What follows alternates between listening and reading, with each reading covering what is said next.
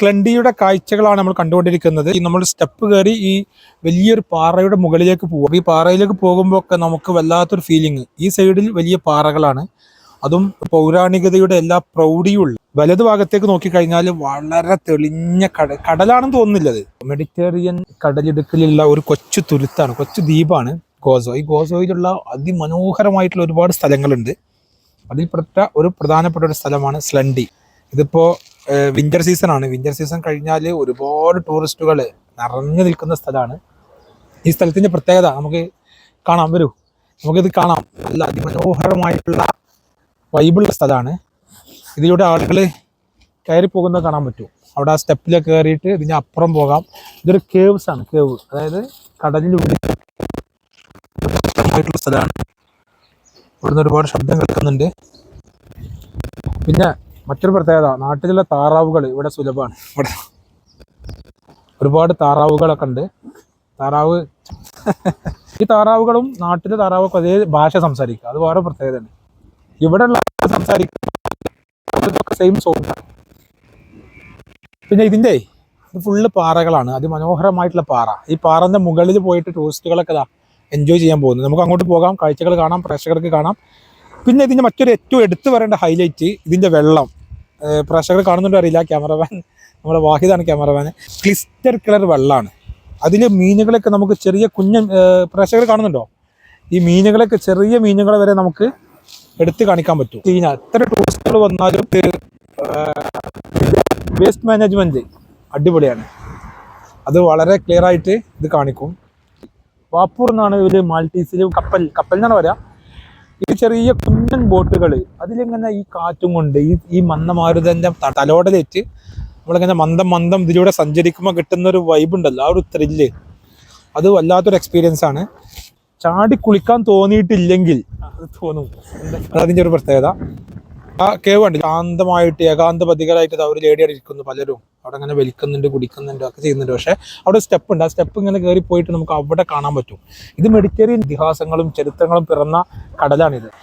ഒരുപാട് ചരിത്രം പിറന്ന മെഡിറ്ററേനിയൻ കടൽ, ഒരുപാട് ഐതിഹാസികമായിട്ടുള്ള ചരിത്ര സഞ്ചാരികൾ, ഈ പോർച്ചുഗീസുകാരും ഇറ്റാലിയൻ നേവികളും ഒരുപാട് നാവികർ സഞ്ചരിച്ച മെഡിറ്ററേനിയൻ നദിയിലെ ഒരു ചെറിയ കുഞ്ഞു തുരുത്ത്, 2 തുരുത്താണ്, മാൾട്ടയും ഗോസോയും കോമിനോ. ഇതിൽ ഗോസോ എന്ന് പറയുന്ന അതിമനോഹരമായിട്ടുള്ള സ്ഥലത്തുള്ള ഒരു കൊച്ചു തുരുത്താണ് സ്ലണ്ടി. അപ്പോൾ സ്ലണ്ടിയിലെ കാഴ്ചകളാണ് നമ്മൾ കണ്ടുകൊണ്ടിരിക്കുന്നത്. നമുക്കിനി അങ്ങോട്ട് പോകാനുണ്ട്. അതുപോലെ തന്നെ ഈ ബോട്ടിൻ്റെ സവാരി നമുക്ക് ആസ്വദിക്കാനുണ്ട്. ആളുകളുടെ പ്രതികരണങ്ങൾ തേടാനുണ്ട്. നല്ല ഭംഗിയുള്ള താറാവുകളാണ്. കാട്ടുതാറാവിൻ്റെ ഒരു രൂപസാദൃശ്യമുണ്ട്. പക്ഷെ സത്യത്തിൽ നാടൻ താറാവുകളാണ്. പക്ഷേ ഒരു കാട്ടുതാറാവിൻ്റെ ഒരു ഇത് വന്നതാണ്, പരിണാമത്തിൻ്റെ ഒക്കെ ഫലമായിട്ടായിരിക്കും. റെസ്റ്റോറൻറ്റുകളാണ്, നല്ല യൂറോപ്യൻ വൈൻ കൊടുക്കുന്ന ഒരു സ്പോട്ടുകളാണ്. ഇവിടെയൊക്കെ ഇങ്ങനെ കപ്പിൾസിന് 2 പേർക്കൊക്കെ ആയിട്ടുള്ള ചെറിയ സ്പേസുകളുണ്ട്. ഇതൊക്കെ നാച്ചുറൽ ബ്യൂട്ടിയാണ്. അതായത് നമുക്ക് പ്രകൃതിപരമായിട്ട് തന്നെ ഇവിടെ റിസോഴ്സ് ഉപയോഗപ്പെടുത്തുകയാണ്.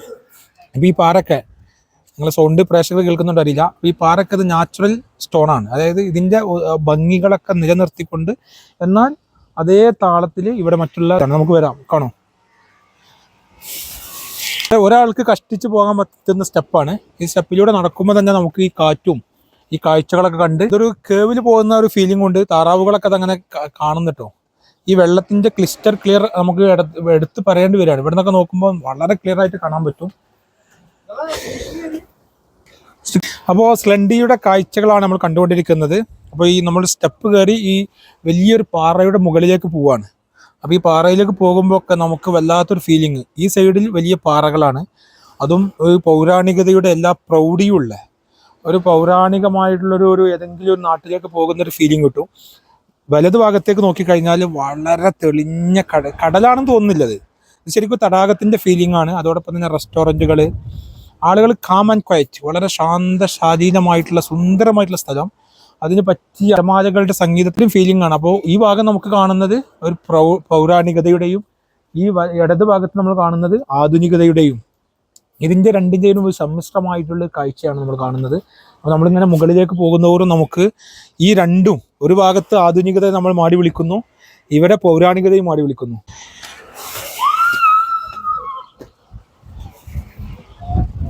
ഇനി നമ്മൾ ഒന്നുകൂടി ഒരു അഡ്വഞ്ചർ ആയിട്ടുള്ള കാര്യങ്ങളിലേക്ക് പോകുന്നത്. ഇത്രയും നമുക്ക് ആസ്വാദനത്തിന്റെ തലങ്ങൾ ഉണ്ടെങ്കിൽ കൂടി ഒരു അഡ്വഞ്ചർ ജേണി കൂടിയാണ് ഇപ്പോൾ നമ്മൾ പോകുന്നത്. കാരണം സ്ലിപ്പറിയാണ് ഇത്, സ്റ്റെപ്പൊക്കെ ഒരു അല്പം സ്ലിപ്പറി ആയിട്ട് തോന്നുന്നുണ്ട്. അപ്പോൾ അവിടെ നിന്ന് നമ്മളിങ്ങനെ ഉയരങ്ങളിലേക്ക് കയറി പോവാണ്. ആ സമയത്ത് നമുക്ക് തടാകത്തിന്റെ ഫീലിംഗ് കാണാം.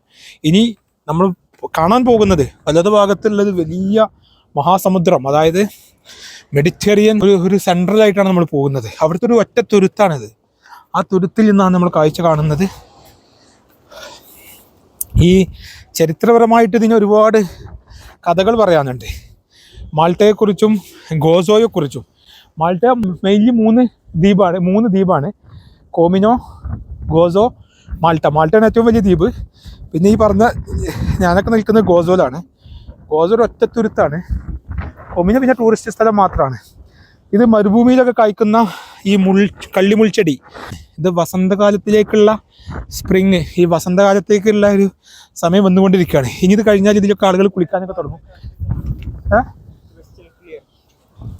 ഈ വെള്ളം പ്രേക്ഷകർക്ക് കാണാൻ പറ്റും. ഇതിൻ്റെ ഒരു ക്ലിയർനെസ് കാണാൻ പറ്റും. ഓഹോ, കണ്ടില്ലേ? ഈ പറഞ്ഞ പോലെ പൗരാണികത കാണുന്ന വലിയ കേവ്സ്, വലിയ ഗുഹകളുണ്ട്. അതുപോലെ തന്നെ മെഡിറ്ററേനിയൻ സീ എന്ന് പറയുമ്പോൾ പറഞ്ഞാലും തീരാത്ത അത്രയും വിശദീകരിക്കാനുള്ള ചരിത്രപരമായിട്ടുള്ള ഒരു കടലാണിത്. ഒരുപാട് നാവികർ നൂറ്റാണ്ടുകളായിട്ട് എത്രയെത്ര നാവികരാണ്, കടൽ കൊള്ളക്കാരാണ്, കച്ചവടക്കാരാണ് ഇതിലൂടെ സഞ്ചരിച്ചത്. പായക്കപ്പലിൽ, വലിയ പടുകൂറ്റൻ കപ്പലിൽ ഇതിലൊക്കെ സഞ്ചരിച്ച ഒരുപാട് സഞ്ചാരികൾക്ക് മറക്കാൻ കഴിയാത്ത ഓർമ്മകൾ സമ്മാനിച്ച മെഡിറ്ററേനിയൻ നദി സീ ആണ് ആ കാണുന്നത്. അതിലെ ഒരു തുരുത്തിലൂടെ നമ്മൾ സഞ്ചരിക്കുന്നത്. ഒരു വിദേശ വനിത വരുന്നുണ്ട്. അവരൊക്കെ ഇങ്ങനെ, അധികം വിദേശികളാണ് വരുന്നത് ഇവിടെ കാണാൻ. ഇതൊരു ടൂറിസ്റ്റ് ലൊക്കേഷനാണ്, ഡെസ്റ്റിനേഷനാണ്. നല്ല സ്ലിപ്പാകുന്നുണ്ട് വഴി, പക്ഷെ ഇവിടെ അതിനുള്ള സംവിധാനങ്ങൾ ചെയ്തിട്ടുണ്ട്. Hi, hello. You are from Switzerland. Oh, good. You? India. India. Oh, good. India is good too. Yes, she is from Switzerland. She is telling about India. We are from Kerala. Oh, I go to Kerala for Ayurvedic retreat. Oh, place like Thrissur, I think. Thrissur Puram, like elephant. Elephant. There is a Thrissur Puram. It's very famous. And gathering in a temple. Okay. Yes, I've seen that. Yes. But that is season, yearly one time only. Okay. So you're traveling here Yes. in Europe. Yeah. No, we are working here. Oh, you're working. Too. Okay. Good. Okay. See you. Okay. See Thank you. you. Okay. Enjoy. Thank you. അപ്പോൾ അവർ സ്വിറ്റ്സർലൻഡിൽ നിന്ന് വന്നതാണ്. അതൊക്കെ കാണാൻ വേണ്ടി മാത്രം വന്നതാണ്. Gozo കാണാനായിട്ട് വന്നതാണ്. യൂറോപ്പിലെ വ്യത്യസ്ത രാജ്യങ്ങളാണ്. 28ഓളം രാജ്യങ്ങൾ കൂടിയിട്ടുള്ളതാണ് യൂറോപ്യൻ യൂണിയൻ. അതിൽ അവർക്കൊക്കെ വിസ ഇല്ലാതെ അങ്ങനെ സഞ്ചരിക്കാന്നുള്ളതാണ്. അപ്പോൾ നമ്മൾ വീണ്ടും ഈ മെഡിറ്ററേനിയൻ നദിയുടെ ഒരു തുരുത്തെത്തി. നമുക്കിനി അതിൻ്റെ മുകളിലേക്ക് പോകാനുണ്ട്. നമുക്ക് കാണാം, ആ മുകളിലേക്കൊക്കെ പോയി കഴിഞ്ഞാൽ ഇത് വല്ലാത്തൊരു ഫീലിംഗ് ആണ്. ഇതൊക്കെ കണ്ടില്ലേ വെള്ളം. നമ്മളിപ്പോൾ ഒന്നുകൂടി താഴത്തിൽ വെള്ളത്തിലേക്ക് പോവാണ്.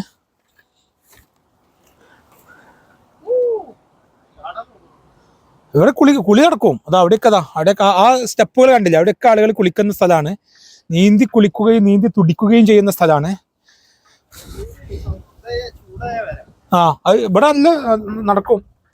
ഇതൊക്കെ നാച്ചുറൽ സ്റ്റോണുകളാണ്.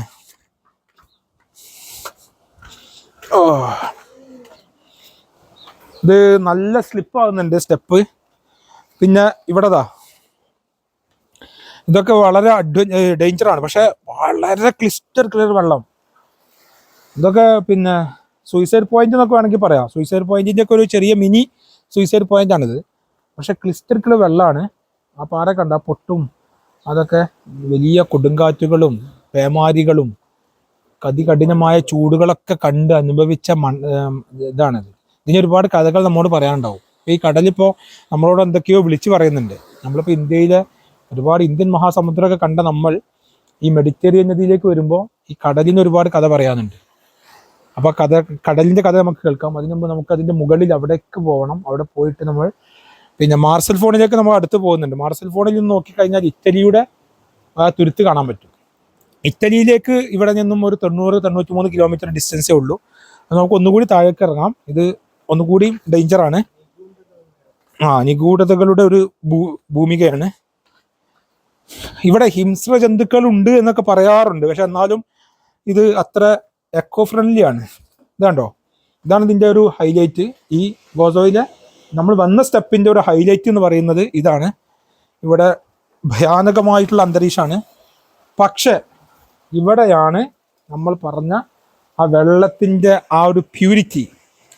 വെള്ളം എന്ന് പറയുന്നത് അത്രയും ക്ലിയർ ആയിട്ടുള്ള വെള്ളം.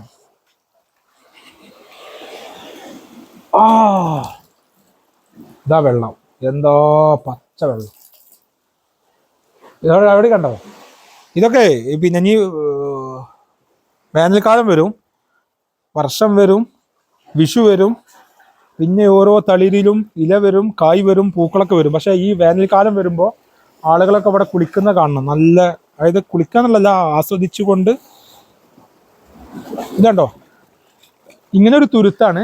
അത് കഴിഞ്ഞാൽ വിശാലമായിട്ടുള്ള അത്ഭുത പ്രപഞ്ചമാണ്. ഇത് കടലാണ് അങ്ങോട്ട്, അവിടെ അങ്ങോട്ട്. പക്ഷെ ഇവിടെ അങ്ങനെ ഒരു തുരുത്തായിട്ട് ഇങ്ങനെ ഒരു ചെറിയൊരു ദ്വീപ്, കുഞ്ഞു ദ്വീപ്.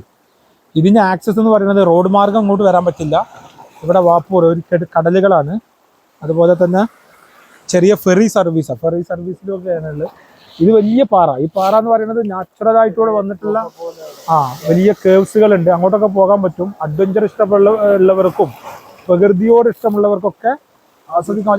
എന്താ തണുപ്പ് വരോ, നല്ല തണുപ്പുള്ള വെള്ളമാണ്. അപ്പോൾ ഈ പാറകളൊക്കെ ഗുഹൻ്റെ എല്ലാ ഫീലിങ്സും ഉണ്ട്. അതിൻ്റെ അതേ വൈബുണ്ട്, അതിൻ്റെ ആ ഒരു ത്രില്ലുണ്ട്. അപ്പോൾ ഇതൊരു തരത്തിൽ നമുക്കൊരു യാത്ര, ഒരു അഡ്വഞ്ചർ ജേണിയാണ്. അതോടൊപ്പം തന്നെ ശാന്തമായിട്ട് പ്രകൃതിയിലേക്ക് മടങ്ങുന്ന ആളുകൾക്ക് പ്രകൃതിയോട് സംസാരിക്കാൻ, നമുക്കങ്ങനെ ഏകാന്തമായിട്ടൊക്കെ ഈ പാറകളോടും കടലിനോടൊക്കെ സംസാരിച്ചിരിക്കാൻ, എല്ലാ അത്ഭുതങ്ങളെയും പകഞ്ഞു മാറ്റുന്ന ഒരു അത്ഭുത പ്രപഞ്ചമാണ് കടൽ. നിഗൂഢതകളുടെ മഹാസമുദ്രം. അത് പുറമേക്ക് ശാന്തമാണ്, പക്ഷെ ഉള്ളിൽ അലയടിക്കുന്ന തിരകളുണ്ട്, മുത്തുകളുണ്ട്, പവിയങ്ങളുണ്ട്. ഇവിടെയൊക്കെ വിലപിടിപ്പുള്ള ഒരുപാട് രത്നങ്ങളുണ്ട്. ഇതൊക്കെ ഉണ്ടായിരിക്കും. നമുക്ക് ഇനി ഇതിൻ്റെ മുകളിലേക്ക് പോകാം. ഓക്കെ, ഗോസോയിലുള്ള ഈ ഒരു ദ്വീപ്, ഈ സ്ലണ്ടി കേവ്സുകളും ഇവിടുത്തെ കടലുകളൊക്കെ നമ്മൾ കണ്ടത്. ഇവിടെ ഒരു ഫലകം, ഈ ചരിത്ര സ്മാരകം, നമ്മുടെ ഓർമ്മകളിലേക്ക് കൊണ്ടുപോകുന്നൊരു സ്മാരകമുണ്ട്. ഓർമ്മകൾക്കായിട്ട്, ഓർമ്മകൾ. ഇത് 1975 മെമ്മറി, അദ്ദേഹത്തിൻ്റെ മെമ്മറിക്കായിട്ടുള്ള മ്യൂസിയം ആയിട്ടാണ് ഇത് കാണുന്നത്. അദ്ദേഹത്തിൻ്റെ മെമ്മോറിയൽ മ്യൂസിയം. അപ്പോൾ ഒരു ഓർമ്മകളുടെ മ്യൂസിയം. അദ്ദേഹത്തിൻ്റെ അദീപ്തമായ സ്മരണകൾക്ക് മുമ്പിൽ ഇവരിങ്ങനെ നമ്രശ്രേഷ്ഠരായിട്ട് അദ്ദേഹത്തെ സ്മരിക്കുകയാണ്. പിന്നെ മാൾട്ടീസിലാണ് എഴുതിയത്. അത് എന്താ നമുക്കറിയില്ല. അപ്പോൾ മാൾട്ടീസാണ്. മാൾട്ടീസ് ഭാഷ എന്ന് പറയുന്നത് അറബി ഭാഷയുമായിട്ട് അഭേദ്യമായി ബന്ധപ്പെട്ടത്. 80% അറബി ഭാഷയാണ് മാൾട്ടീസ് സംസാരിക്കുന്നത്. മാൾട്ടീസ് എന്ന് പറയുന്നത് അതിൻ്റെ ലിപി ലാറ്റിൻ ലിപിയാണ്, പക്ഷെ സംസാരം അറബിയാണ്. 80% അറബിയും 10% ഇറ്റാലിയനും 10% ഫ്രഞ്ചുമാണ്. പക്ഷെ അതൊരു പിന്നെ ശതമാനം പറയുമ്പോഴും അത് സ്വന്തമായിട്ടുള്ള ഭാഷയാണ് മാൾട്ടീസ്. അത് അറബി അറിയുന്നവർക്ക് ഒന്നുകൂടി പെട്ടെന്ന് ക്യാച്ച് ചെയ്യാൻ പറ്റും. ഇവിടെ 80% അറബി ഭാഷയായിട്ട് ബന്ധമുള്ളതാണ്. അപ്പോൾ നമ്മളിനി മുകളിലേക്ക് പോകാൻ നല്ല മഴ വരുന്നതിൻ്റെ ഒരു ലക്ഷണം കാണുന്നുണ്ട്. ടൂറിസ്റ്റുകളൊക്കെ ഒരുപാട് ടൂറിസ്റ്റുകൾ വന്നുകൊണ്ടിരിക്കുകയാണ്. ഇതിപ്പോൾ ഇന്ന സീസൺ കഴിഞ്ഞു പോകുന്നേ ഉള്ളൂ. വിൻ്റർ സീസൺ ആണെങ്കിലും വരുന്നുണ്ട്. നമുക്ക് ഇതിൻ്റെ മുകളിലേക്ക് പോകുമ്പോൾ നമുക്ക് ഒന്നുകൂടി വിശാലമായിട്ട് കാണാൻ പറ്റും. പിന്നെ ഇവിടെ നല്ല പൂക്കൾ, നമുക്ക് വളരെ ചെറിയ പൂക്കളാണ്, പക്ഷെ വ്യത്യസ്ത നിറങ്ങളിലും വ്യത്യസ്ത വർണ്ണങ്ങളിലും വ്യത്യസ്ത സുഗന്ധങ്ങൾ പൂശിക്കൊണ്ടുള്ള ചെറിയ പൂക്കളുണ്ട്. നമ്മുടെ നാട്ടിലെ ലില്ലിപ്പൂക്കളെ പോലെ, അല്ലെങ്കിൽ നമ്മുടെ അസർമുല്ല പോലെ, അങ്ങനെ നല്ല മുള്ളുകൾ. അതുപോലെ തേനീച്ചകൾ നമുക്ക് കാണാം. തേനീച്ചയൊക്കെ ഇങ്ങനെ വരുന്നുണ്ട്. അങ്ങനെ നല്ല ഒരു കടൽക്കാറ്റ് ആസ്വദിക്കുന്ന അതേ അനുഭൂതിയിൽ നമുക്ക് ഈ പൂക്കളെയും ആസ്വദിക്കാൻ പറ്റും. അങ്ങനെ രസകരമായിട്ടുള്ള ഒരുപാട് കാഴ്ചകളാണ് നമുക്ക് സമ്മാനിക്കുന്നത്. ഇതിൻ്റെ മറ്റൊരു സ്ഥലം മാർസൽ ഫോൺ എന്ന് പറയുന്ന സ്ഥലമുണ്ട്. നമുക്ക് വീണ്ടും കാണാം. അതുവരെ നന്ദി, നമസ്കാരം.